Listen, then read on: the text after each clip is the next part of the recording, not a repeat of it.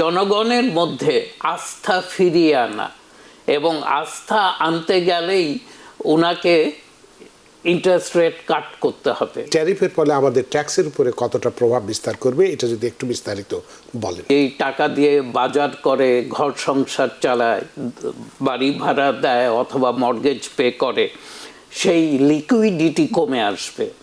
Liquidity কমতে থাকলেই কিন্তু মানুষের মধ্যে একটা স্কেয়ারসিটি অথবা একটা ভীতি কাজ করবে। অনেকে ফাইল করেছে কিন্তু কোনো পেমেন্ট প্ল্যান করেননি, তাদেরকেও আমরা বলছি আইআরএস এর সাথে সরাসরি কথা বলেন। এই যে ট্রাম্পের ট্যারিফ যে নীতি এবং যে দ্রব্যমূল্য বৃদ্ধি নানান কিছু আছে, মানুষের চাকরিও বিভিন্নভাবে যাচ্ছে, আপনি দেখতে পাচ্ছেন ফেডারেল জব যারা করছে বিভিন্ন জনকে এখান থেকে ওখান থেকে সরানো হচ্ছে ইত্যাদি ইত্যাদি।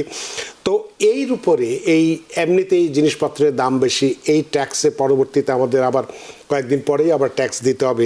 এই ট্যারিফের ফলে আমাদের ট্যাক্সের উপরে কতটা প্রভাব বিস্তার করবে এটা যদি একটু বিস্তারিত বলেন।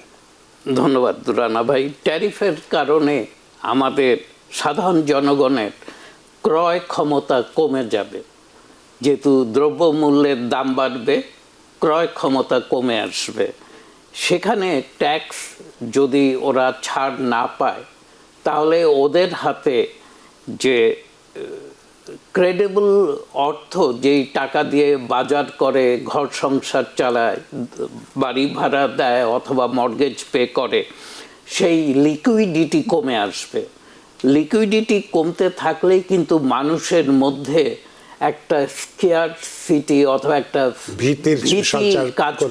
ভীতি কাজ করবে এবং ভীতিটা কিন্তু অর্থনীতির জন্য, তখন ভীতি যখন কাজ করবে তখন কিন্তু কনজিউমার স্পেন্ডিং আরও কমতে থাকবে। এইভাবেই কিন্তু মন্দা শুরু হয়। যখন কনজিউমার স্পেন্ডিং কমতে থাকে, কনজিউমাররা বাজারে জিনিসপত্র আর আগের মতো কিনছে না এবং সে টাকা খরচ করতে ভয় পাচ্ছে, সংখ্যা বাড়বে, তখন বিভিন্ন যেখানে কাজ করছে লোকজন, অর্গানাইজেশনগুলো, তারা কিন্তু কর্মী ছাঁটাই শুরু করবে। তো কর্মী ছাঁটাই যখন শুরু হবে তখন ডেফিনেটলি এই ভীতিটা আরও বেশি ডিপ প্রকট আকার ধারণ করবে এবং গ্র্যাজুয়ালি অর্থনীতি মন্দা থেকে, সাধারণ মন্দা থেকে মধ্যম মন্দায় এবং তারপর ডিপ রিসেশনে যাওয়ার একটা প্রবণতা আসবে।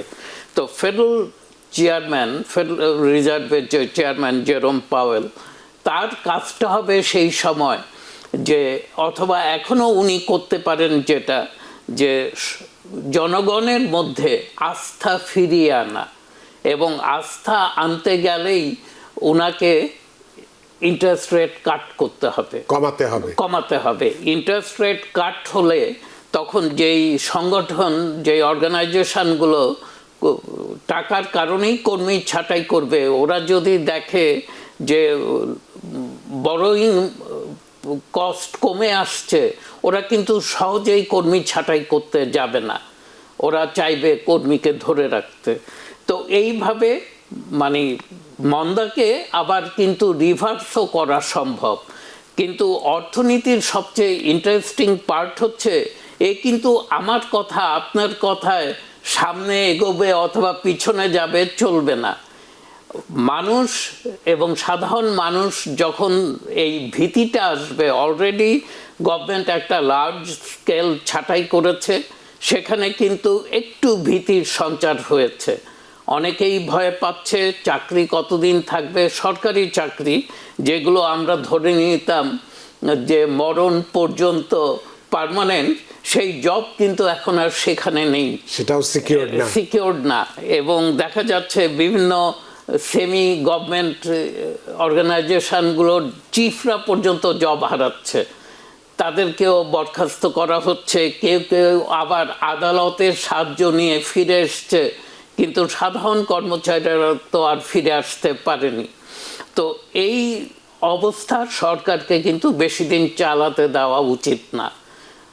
একটু কনফিডেন্স লেভেল ডেভেলপ করতে হবে সাধারণ মানুষের মধ্যে। আমি এটাও বিশ্বাস করি যে সরকারি সংস্থাগুলোতে অনেক জায়গায় কাজ কিন্তু প্রপার হয় না, এবং কাজ করার জন্য অথবা অনেকে শুধু এসে দেখা দিয়ে অন্য কাজে ব্যস্ত থাকে, কোনো কাজ এগোয় না। তো সেইখানে আপনি প্রোডাকশন পাওয়ার জন্য আপনি তাদের যে একটা জবের রিকোয়ারমেন্টস, তাকে কি কি কাজ কমপ্লিট করতে হবে, উইকলি কি করতে হবে না করতে হবে, সেগুলো আপনি বেঁধে দিতে পারেন।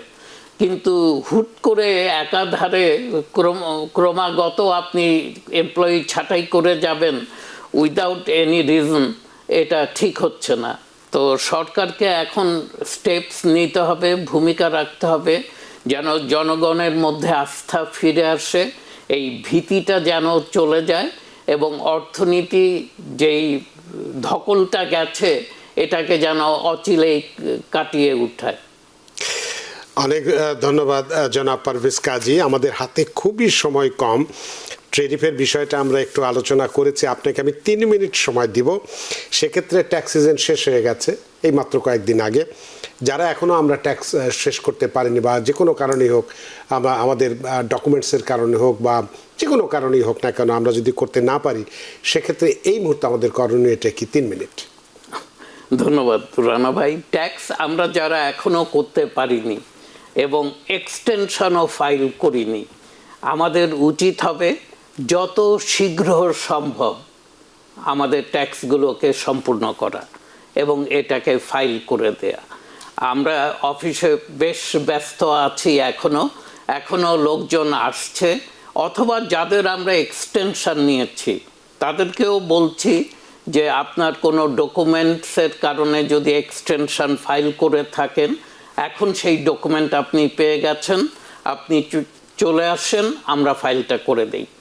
আবার অনেকে ফাইল করেছে কিন্তু কোনো পেমেন্ট প্ল্যান করেননি, তাদেরকেও আমরা বলছি আইআরএসের সাথে সরাসরি কথা বলেন অথবা আমাদের অফিসে আসেন, আমরা একটা ইনস্টলমেন্ট প্ল্যান তৈরি করে দিচ্ছি।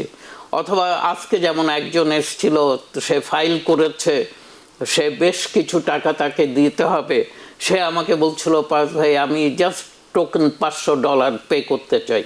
আমি বললাম চলে আসেন, আমি অনলাইনে পে করে দিব।